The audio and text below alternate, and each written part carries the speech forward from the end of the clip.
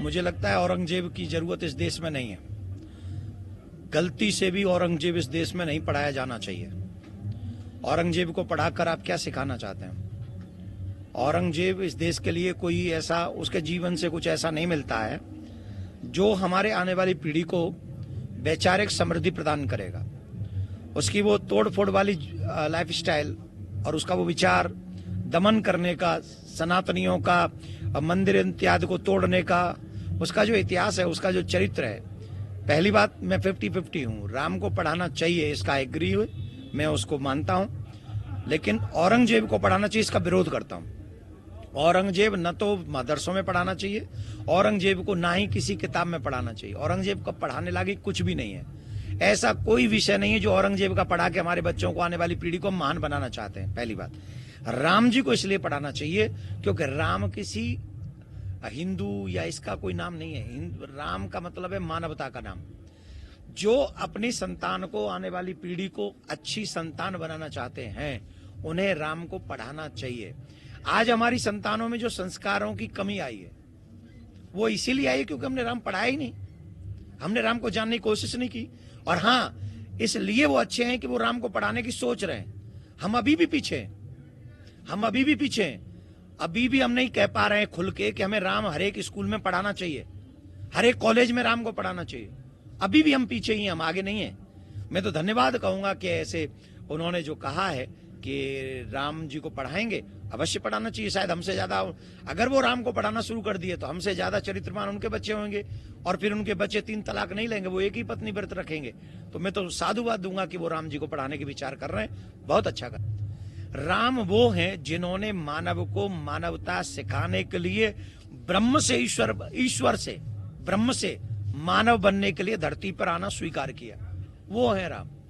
और मंदिर का बनना, देखिए, मंदिर के बनने से 500 वर्ष का कलंक समाप्त हुआ है। जिस औरंगजेब को पढ़ाते हैं ना, उसी निठल्ले, उसी बेरहम, उसी डाकू ने राम मंदिर तोड़ा था, मथुरा का मंदिर तोड़ा था, काशी का मंदिर तोड़ा था। वो सबसे बड़ा लुटेरा था, डाकू था। ऐसे लुटेरे ने जो अत्याचार हम पर 400-500 वर्ष पहले किया है, वो 500 वर्ष का अत्याचार मिटा है राम मंदिर के निर्माण से। आजादी में मिली 75 साल पहले शारीरिक तौर पे, पर सांस्कृतिक आजादी दिवस अगर कोई है तो वो है 22 जनवरी। 22 जनवरी को पूर्णता नहीं, प्रारंभ हुई है सांस्कृतिक आजादी, जो मथुरा और काशी पे जाके पूर्ण होगी।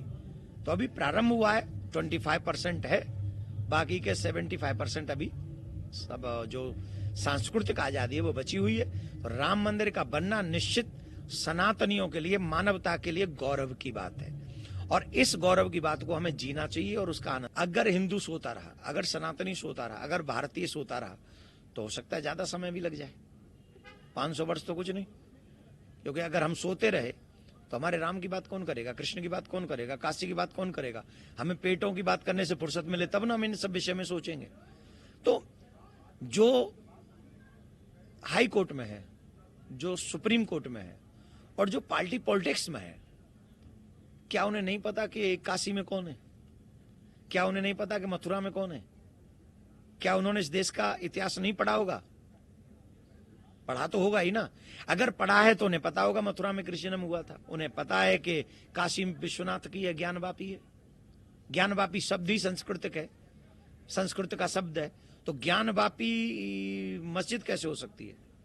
या तो ये कहें कि जो मस्जिद बनाने वाले थे वो हिंदू हैं, तो हम स्वीकार करें, कहें कि ज्ञानवापी मस्जिद जो बनी है वो हिंदुओं ने बनाई है और हिंदू ही है जो वहां पूजा कर रहे हैं। ज्ञानवापी मंदिर में हनुमान जी की मूर्ति मिल रही है, केशव, जनार्दन, महादेव के नाम मिल रहे हैं। कौन सी मस्जिद में महादेव के नाम है? कौन सी मस्जिद में हनुमान जी की छवि है?